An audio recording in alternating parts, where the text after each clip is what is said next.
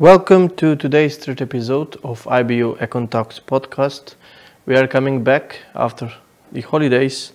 Today we will dive into a contemporary topic, a rapidly evolving world of AI-powered startups, examining the unprecedented opportunities, unique challenges, and the real-world impact shaping our global economy in 2025.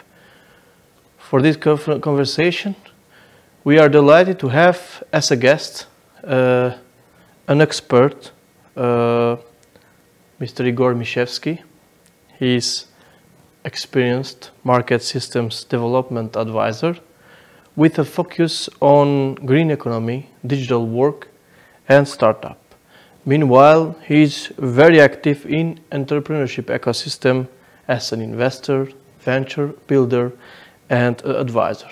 But most importantly, based on the topic we are going to elaborate and to talk on today on this third episode, is that he has led and currently lead several successful projects on digital transformation and AI adoption. So welcome to the Balkan studio, Igor. Thank you, Sani, for the invitation. It is a pleasure to be here. So we may go forward and start our conversation. So I hope the students and in general the audience will be interested to hear more on a topic that is a lot of discussed and will provide and enact interest and attention. So briefly, since our topic today is about AI-powered startups, opportunities, challenges, and their impact, real-world impact. So, can you first introduce us what, from your perspective, represent AI-powered startups? And when we say AI-powered startups, to what we refer? Well, first of all, startups are companies that grow much faster, and they use their leverage to get to the customers very rapidly, increase their market share, and grow exponentially. AI-powered startups are startups that have the artificial intelligence in the center of their business model. So they are using the artificial intelligence for exactly that purposes, to grow faster, to deliver faster, to make more user-friendly services towards the customers, and also they can use AI to create a totally new business model that was not existing before. There are a lot of examples in the world in the moment about AI startups. Most famous is OpenAI, but there are a lot of who are leveraging the AI to work on their business model, like Runway, Jasper, Synthesia, and a lot of examples for AI-powered startups. Right. So when we go to see the opportunities that the artificial intelligence and startups is providing. So what unique market gaps using the AI, the artificial intelligence, the AI-powered startups address today? First of all, startups often go to new markets, or filling the market gaps that are not addressed by other companies. And in most cases, AI-powered startups, they use these opportunities. So when they find the opportunity to use AI in some space, they are leveraging that.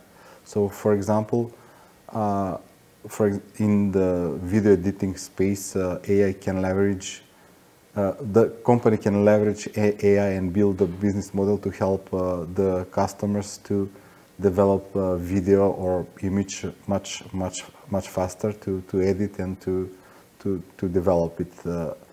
Also, in specific cases, maybe we are not recognizing that there is market for that. So, for example, there are some social applications, like how to talk to partners, and there were like several business models that were not there, and some of the entrepreneurs recognized that, and they used AI to create a service for this untapped market. On the other hand, there is opportunity from the competitive advantage of using AI, because when you use AI, you can scale much faster, and in this case, smaller teams like 3 to 5 person can build like a maybe robust service. And I have even seen one man or solopreneur AI companies, one person that build the system, develop it, market it, and sell it. And also there is a potential of this transformative or ripple effect, because when you use AI, you don't need too many person to scale up. So you can replace the customer services, so you can replace delivery, and you can scale much faster. So opportunities are quite big in the moment. So, as you explained, so young people, youth generation, have a lot of opportunities in this direction that they may use. And as we see that in itself, the concept of startups is to fulfill the gaps in the market. But using now the AI, they have more capacity to touch more untapped new market gaps. And so there are a lot of opportunities that are there for young generation, for students, and for youth especially, but for all motivated individuals to dive into and open a startup.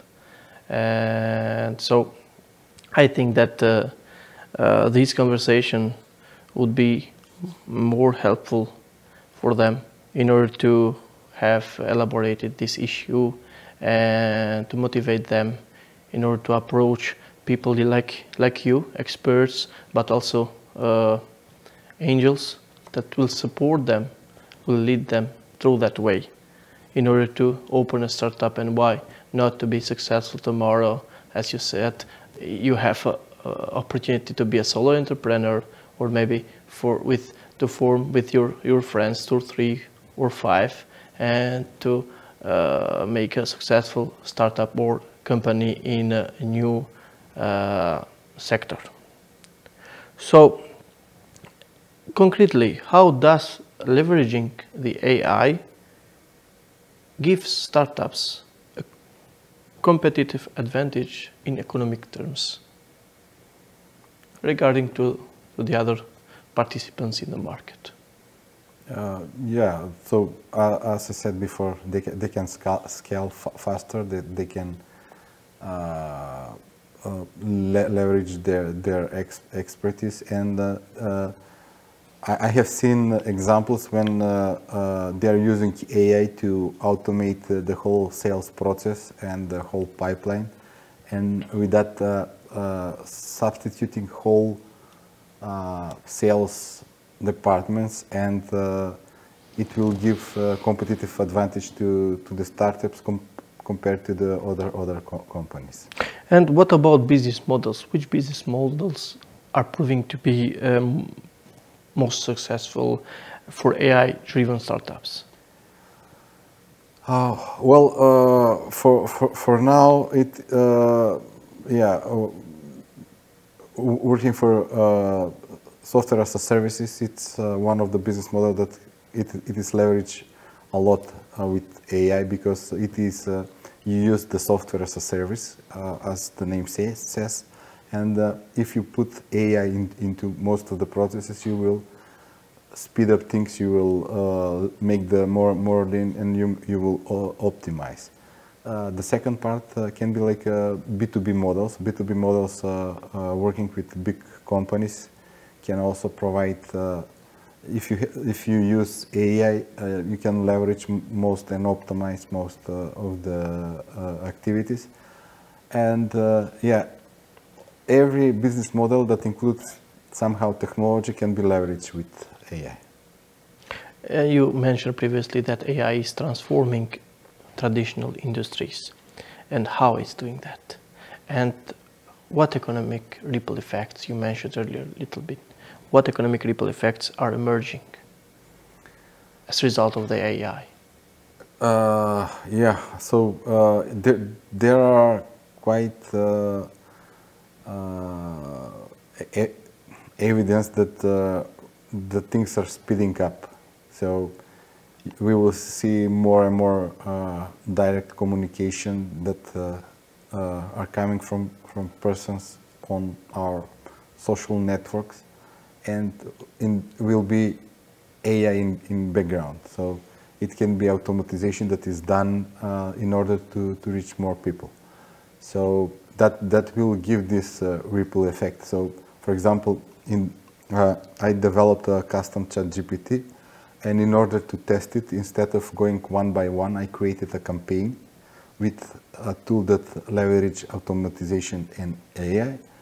And I run a campaign with 1,000 people per month with direct communication through LinkedIn.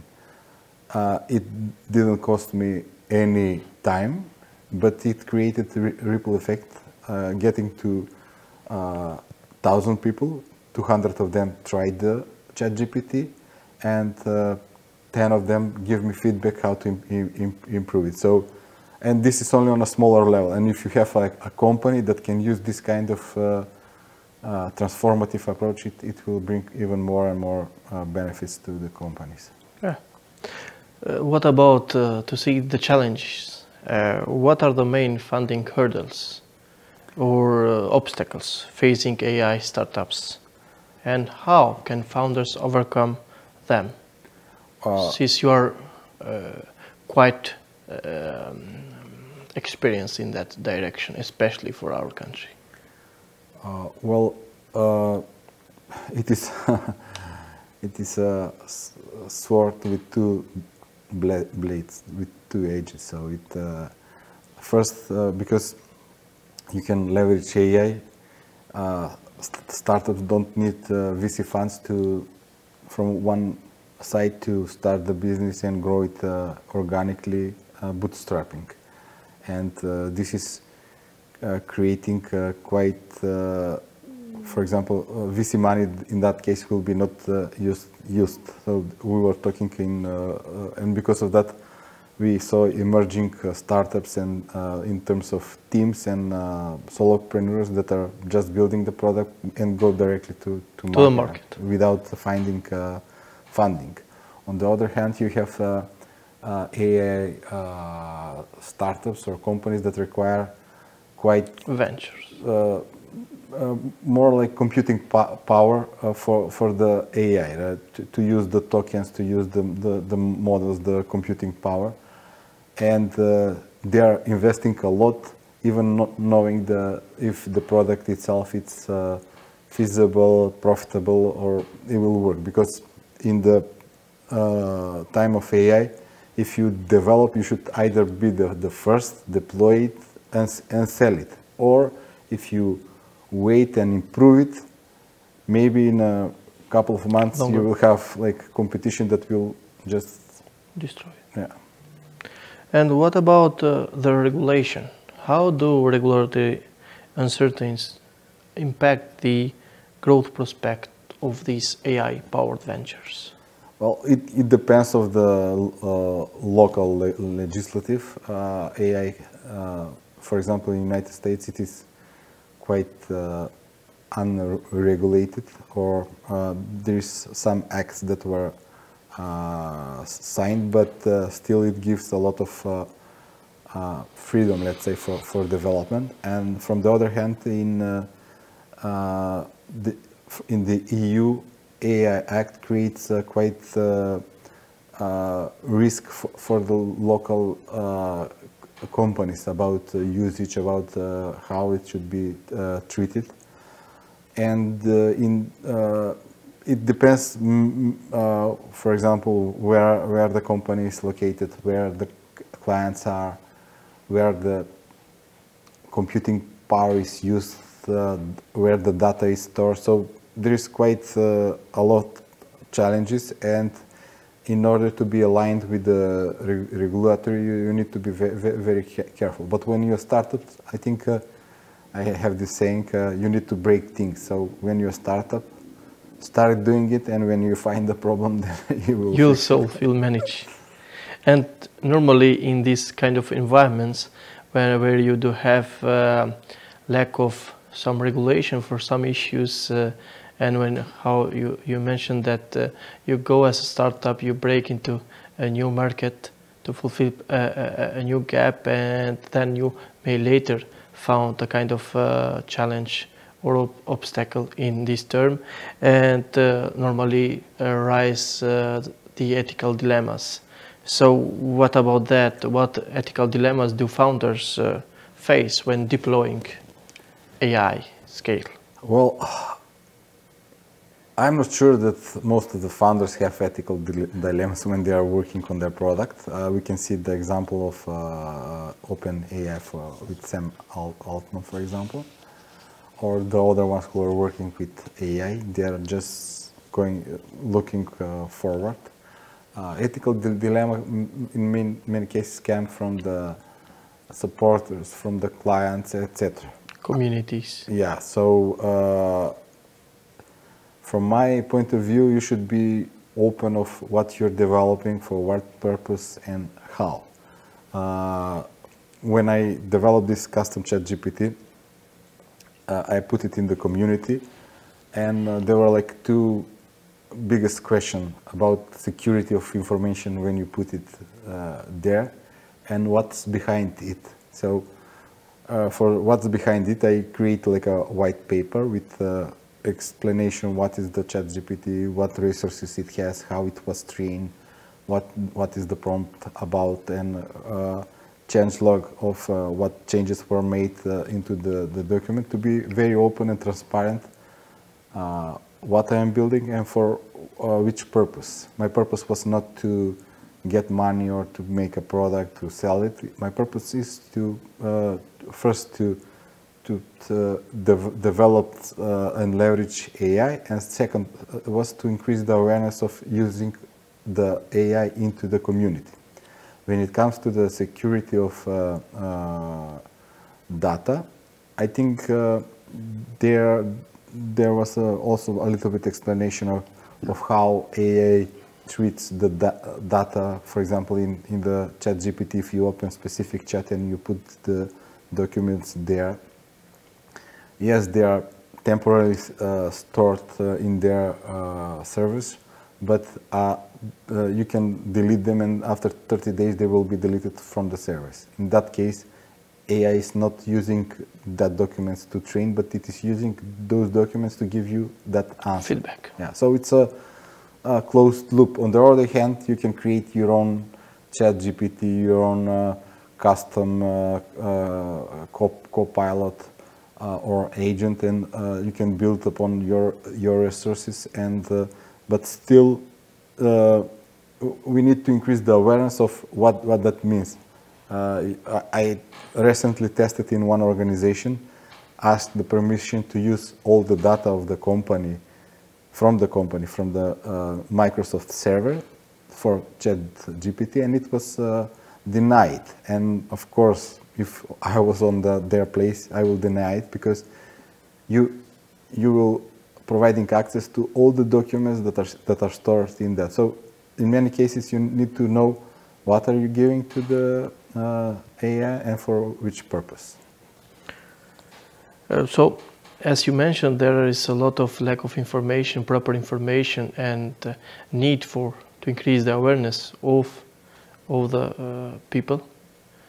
concerning AI and everything that circles that. And for that issue, we are here with this topic in order to give our contribution, and from your side as an expert, in order to elaborate and to explain these things in order to be more understandable and to give contribution to increase the awareness of people using or being surrounding or from AI apps or something related.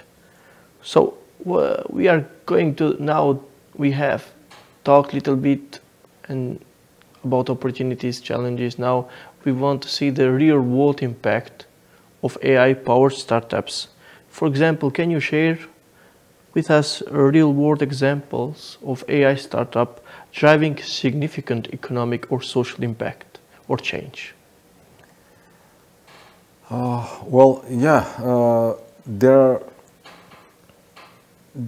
There is quite opportunity to use AI for impact.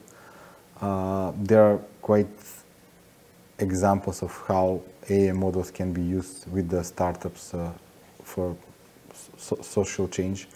There is even VC funds that are focused on developing startups for social impact, leveraging AI models, but having the mind that the barriers that startups are challenging with access to computing power, for example.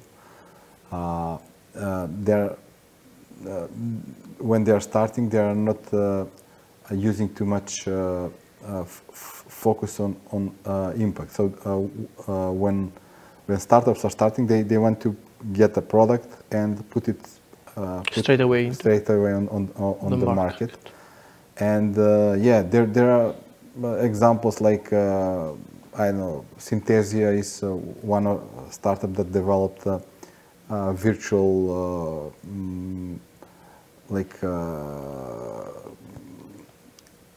presenters who you can use and leverage to substitute and to even to train other people in certain areas. Yeah, so in some cases even for 500 companies is using Synthesia for that kind of purposes.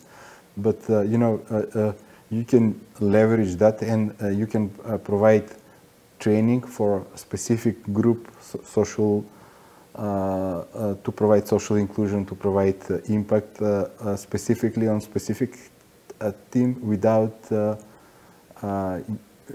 any risk, using just AI, leveraging AI for training. So yeah, there are quite opportunity in that sense, especially I don't know in the green economy part, in training, development, support. There are some application of AI for example, for personal development. So it is quite wide. Interesting.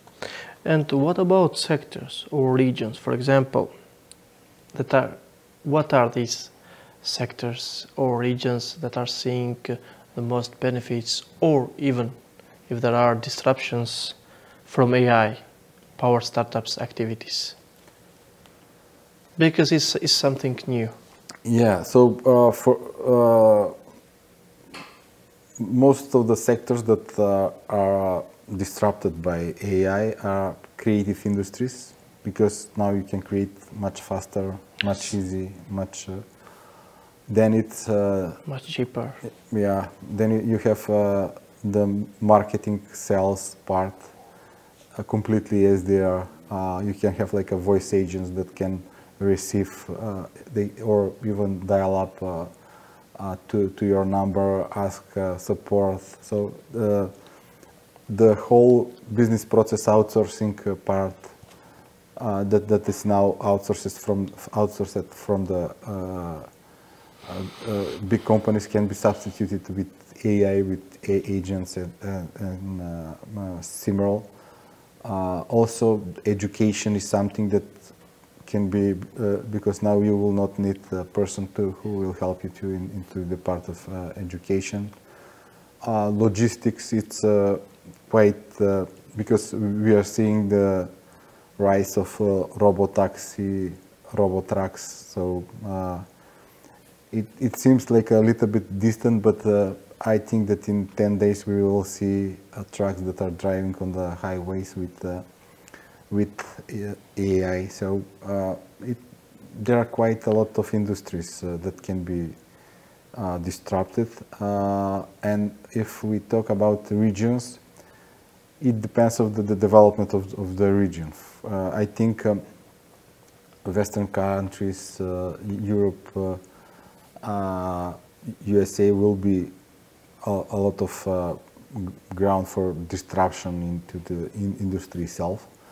On the other hand, also Asia is having also a leap into AI with quite a different perspective, but they are also leveraging that. Less developed countries like Africa, Middle East, South America, Latin America, it is still not. It will not maybe disrupt the industries inside of the countries, but because of that outsourcing to those countries, it will create different economic perspectives. External impact. Yeah, so it will impact everyone indirectly, and we will just need to see what will happen and to be more resilient prepared. And from one side to use how to leverage and use ethically AI. That's one thing.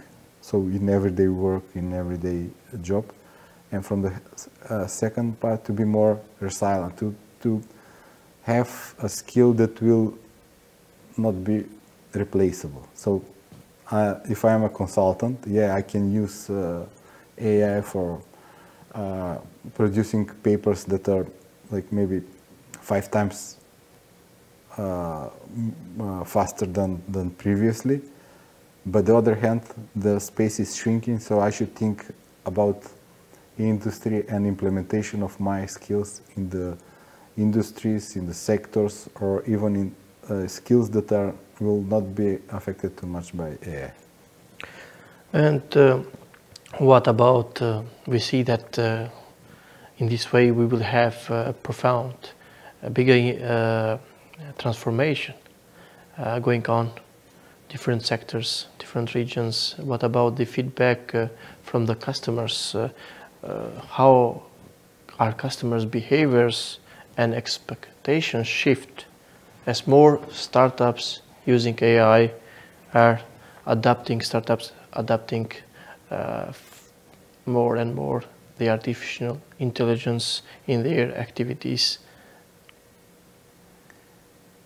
Well, in the users, it will be the same as until now. They will want cheaper, faster, easier, simpler. So everything to be like even center, like personalized services for them. So for every service that you know, social media or TV or everything around you to be much faster, much easier, to be according to your preferences, how you are. So I think that will be request from the users, and this will create more comfort around customers, because companies will compete around how it will be delivered much faster or more personalized or more easy, not to make additional steps. And I think that there will be the space where the companies will compete, not in the models, not in the one, but in the faster, easier, cheaper. Those will be the things that will. Interesting. And you talked a little bit about USA, other regions, Western countries, Europe, Asia, and other less developed countries. But we would like, because we are operating here, living here in our country, North Macedonia. We would like to hear a local perspective, what is going on in our country on this topic. So how is the situation with AI powered startups in our country? Yeah, Macedonia has quite a good pool of talent in technology and also from entrepreneurship point of view. There are startups that are using AI, leveraging AI, or creating infrastructure around it. I can talk maybe more particularly for the company. Yes, real examples. For companies that we as a business angel invested into it. For example, Conceptiva Coach, it's a ed tech application. They are leveraging AI for getting the whole knowledge of a company has and putting it into the application as a gamified learning experience, like Duolingo for companies, let's say. We have, for example, HiloSense, or maybe if you know it by the original name EarthCare, the founders of AirCare. They are using also leveraging AI to find very specific localization of weather forecasting that for different industry like energy, like water, like insurance. So I think all of the companies they are using AI in their work in some way. Maybe it's not their first business model as an AI service, but for sure they're leveraging the AI into that. So, how do you see the development of this trend in our country?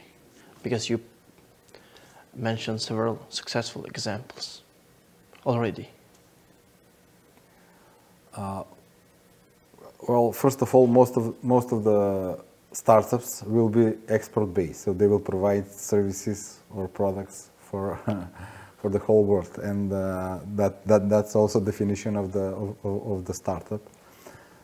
And we will often see, as I said before, solopreneurs, small teams without any funding that are developing things that are bootstrapping. So yeah, even I'm on the side of venture capital and business angel investment. I think that all the young people who want to develop something should start immediately and develop something and ship it, and maybe then test it. So yeah, that will be the trend. Export-focused companies and small teams that are working and bootstrapping. Great. And normally, every time we see into the future. So you mentioned already something that we should expect in the future, near future, in our country regarding this trend. But in general, where do you see the biggest untapped economic opportunities in the AI startup space? Yeah, so I see a lot of potential into sectors that are still untapped from the AI perspective, like let's say agriculture, green climate, smart agriculture. Maybe in the part of the distribution and logistics, which is still undermined. Nowadays, AI is focused more on services, Yes. but I see a lot of potential. And as you said, creative industries. Yeah. We see a lot of presence. But in the I think in the sector where the tourism, maybe. I'm not sure about tourism, but in the places where tourism can be a potential for that, Yes. And in the sectors where you need a little bit more hard work or more hardware. So Permanent work. Yeah, so I think continuous effort. there will be the high impact towards that, because services, yeah, of course, it is the top of the pyramid of the needs of the people. But when we have like for the food, for the ecosystem around us, for the climate, for the comfort from products or the hard things, I think there is a lot of untapped potential there. Great. So, from the perspective of policymakers, how can they encourage safe, inclusive, and innovative AI entrepreneurship? I think regarding the policy, we should have first, they shouldn't ban or restrict anyhow the or put any kind of barriers. Yeah. Recommendation is maybe to create create sandboxes for AI experimentation. That's to test the thing.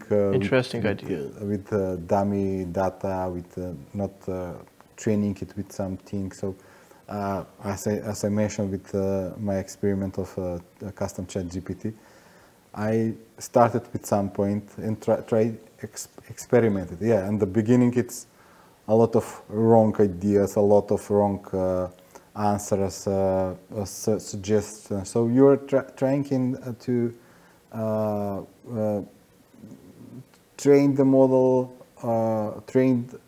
make the prompt more better, more appropriate for the usage, not to give, for example,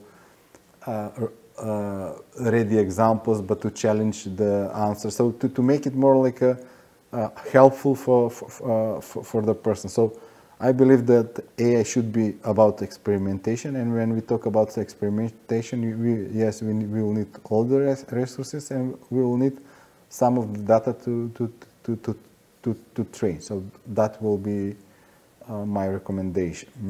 And also maybe to see, especially for the country, to create some kind of incentives for export-focused companies that are providing services and based on AI towards the whole world. Since we are approaching the end, shortly, what trends will define the next generation of AI-powered startups? Even though you mentioned already some of them. Yeah. But in general? Next generation trends are, let's say, are maybe quite scary, because we will maybe not need a market to buy a groceries. So instead you will have like a list that instead of going to the market, you can just purchase on the application, and you will have like a robot in the sorting center who will sort everything, put it in for you. Yeah, put it in a robot taxi, robot delivery, robot drone, and the drone will come to. So it seems a little bit far-fetched, but I think it's not so far. Well, we already have like self-driving cars in California, for example. There are a lot of Google and Tesla. They are competing for that space, and I think everything that is in that part, starting from maybe robots in factory, robots on the field, robots on delivery, that will be the next generation development. Maybe it seems it will be too far, but I think it will maybe take like 10, maximum 20 years to get there. And if the process of AI and getting to the AGI or super intelligence come faster, then those 10 years will be even shorter. Since we are in the end, we would like to sincerely thank Igor for being present here with us and to share this interesting information with us and our audience. Hopefully, and I'm sure that they will benefit from this information, and in general we will contribute in increasing awareness concerning AI, and especially AI-driven startups and the multiple opportunities that lay down there, especially for the younger generation, in order to use them and to come up with new ideas that will fulfill new market gaps. And in general, as I previously mentioned, Igor is a business angel and with a lot of experience in developing startups, and every young from the youth, from the students, is welcome to approach him, and he with joy will help them, direct them, develop their ideas, and why not to transform them into a startup. So thank you for your attention, and see you in the next episode of IBU Econ Talks podcast.